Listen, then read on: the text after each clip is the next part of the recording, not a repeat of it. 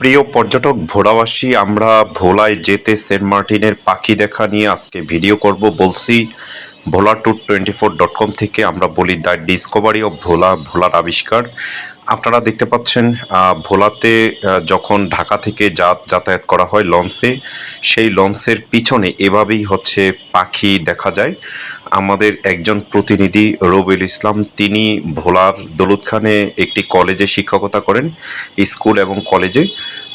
তিনি ঢাকা থেকে ভোলাতে যাওয়ার পথে কিংবা ভোলা থেকে ঢাকাতে আসার পথে তিনি এই পাখির সাথে প্রতিবারই হচ্ছে এমন দেখা মিলে।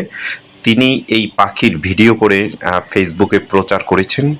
এটি দেখে তার ভক্তবৃন্দ অনেকেই ভোলার প্রতি আন্তরিকভাবে লোভনীয় হয়ে গিয়েছেন যে ভোলাতে ঘুরতে যাবেন সেই জন্য।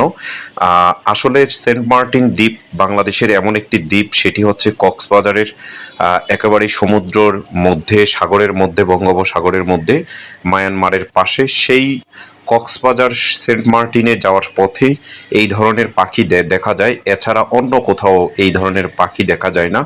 কিন্তু দ্বীপ জেলা ভোলাতে যখন কোনো পর্যটক ঘুরতে যায় দিনের বেলা, তখন এই ধরনের পাখি দেখা যায়। পাখিগুলো হচ্ছে নদীর মধ্যে, মেঘনা নদীতে মাছ খাওয়ার জন্য যেই জাহাজগুলো যাতায়াত করে, বিশেষ করে হচ্ছে গ্রিন লাইন, দোয়েল পাখি এবং অন্যান্য অনেকগুলো জাহাজ রয়েছে, যেই জাহাজগুলো প্রতিদিন সকাল 1 ঘন্টা পর পর, সকাল থেকে 1 ঘন্টা পর পর ভোলাতে যাতায়াত করে, যেটি হচ্ছে চাঁদপুরে যাওয়ার পথে হচ্ছে এই ধরনের লঞ্চ দেখা যায়। সেই লঞ্চগুলো হচ্ছে 1 ঘন্টা পর পর বিভিন্ন লঞ্চ যায়।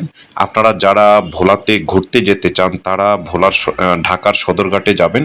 সেখানে গিয়ে আপনারা 1 ঘন্টা পর পর লালকুটির ঘাট থেকে হচ্ছে দিবা সার্ভিস পাবেন। দিবা সার্ভিসে যখন যাতায়াত করবেন, তখনই হচ্ছে এই ধরনের পাখিগুলো দেখতে পাবেন। ভোলায় যেতে ঢাকা থেকে মাত্র 4.5 ঘন্টা সময় লাগে। 4.5 ঘন্টার মধ্যে দ্বীপ জেলা ভোলাতে আপনারা ঘুরতে পারবেন। তো সবাই আমাদের এই ভিডিওটি শেয়ার করবেন, লাইক করবেন, কমেন্টস করবেন। আমাদের ভোলা ট্যুর 24.com-এর জন্য এই ধরনের ভিডিও আমাদের যেই হোয়াটসঅ্যাপ নাম্বার আছে সেখানে পাঠিয়ে আমাদের সাথে থাকুন। সবাই ভালো থাকুন, সুস্থ থাকুন।